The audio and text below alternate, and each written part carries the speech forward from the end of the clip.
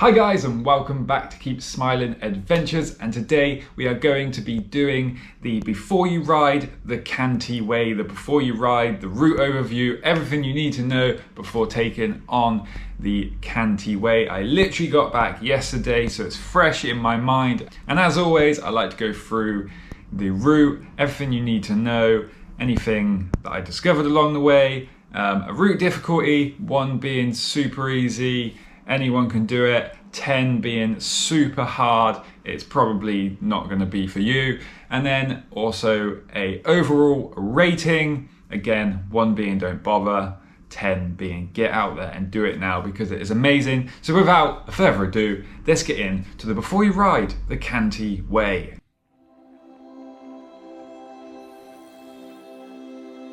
The Cantii Way is a cycling UK bikepacking route around East Kent. The route is a 145 mile or 234 kilometre loop that will take you on an adventure with lots of beauty and plenty of things to do along the way. Old ruins, lighthouses and plenty of sea views along the way. Plenty of opportunities for cafe stops and pub lunches. This route uses bridleways, cycle tracks and quiet country lanes. This route officially starts in a place called Y, but as it is a loop, you can start in many different locations with lots of train stations to get you to and from the start of this route. This route is mostly paved and traffic free, but does have some off-road sections that could become a bit muddy in the wetter months. The route itself is available in 2 versions. Both are the same distance, but one takes a more coastal route around Margate, which can become busy, but skips the Rye Harbour section. The other skips the Margate section, but adds the Winchelsea loop around the Rye Harbour. Both can be easily combined to do both though. As this route follows lots of different types of ways, it is best to have a GPS device for mapping.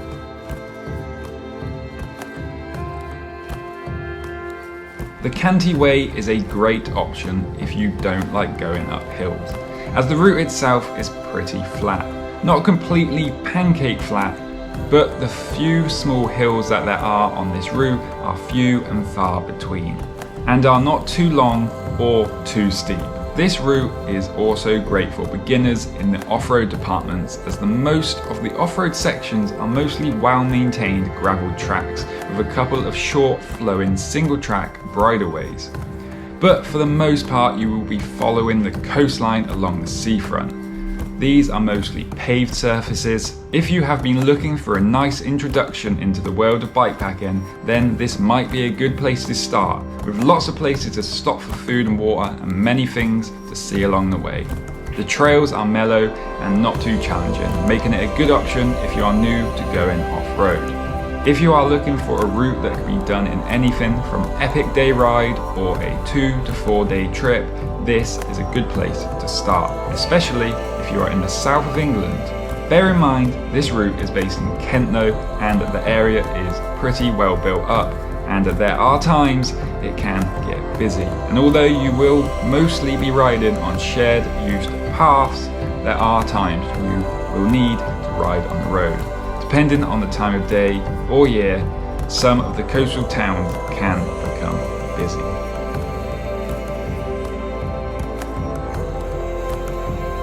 Bike of choice for this ride is going to really be any bike that can take 30mm plus tyres, as the route is mostly paved. You don't need anything too special for the Cantii Way.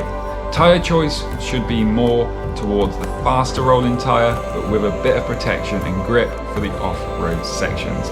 Anything from a gravel bike to a hybrid, a touring bike will be your best bet. You could probably even manage this on a road bike, as for the majority of this route is all paved. But there will be a few sections that might be a bit rough if you decide to do that, and expect a few scratches on your road bike.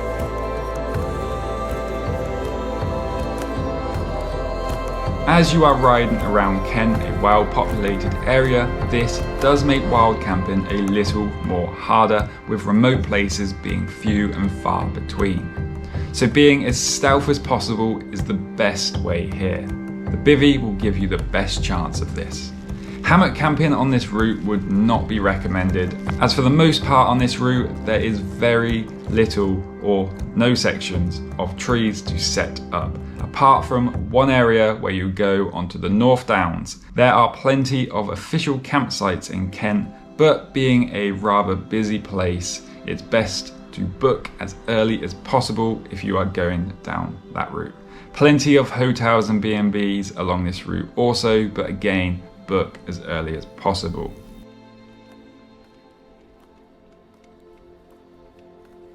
Plenty of places to start this route, thanks to it going through many places with trade stations, including Winchelsea, Rye, Ashford, Wye, Canterbury, Whitstable, Margate, Deal, Dover. You get the idea. This route is well stacked in your favour for getting to the start and finish by train. But bear in mind that trains can get very busy and bike spaces are very limited. So it's best to book your bike on before travelling and avoid travelling at peak hours.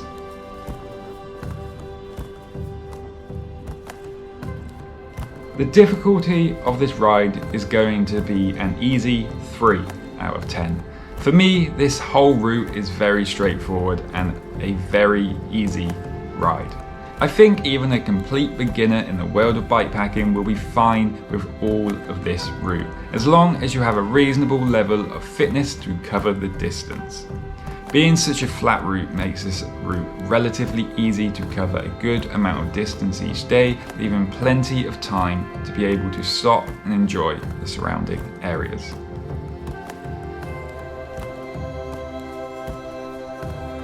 My final rating is going to be a 6 out of 10. This route is a really enjoyable route to do, and I think if you are looking to dive into the world of bikepacking or touring, then this is a good route to start with.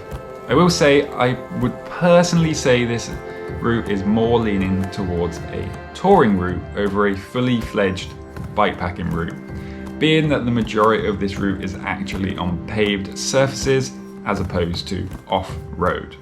But whatever you want to call it, if you are looking for a nice, enjoyable, leisurely trip on your bicycle, then this is a great option to check out. Plenty of places to stop, lots to see, and lots of good spots to have a dip in the sea.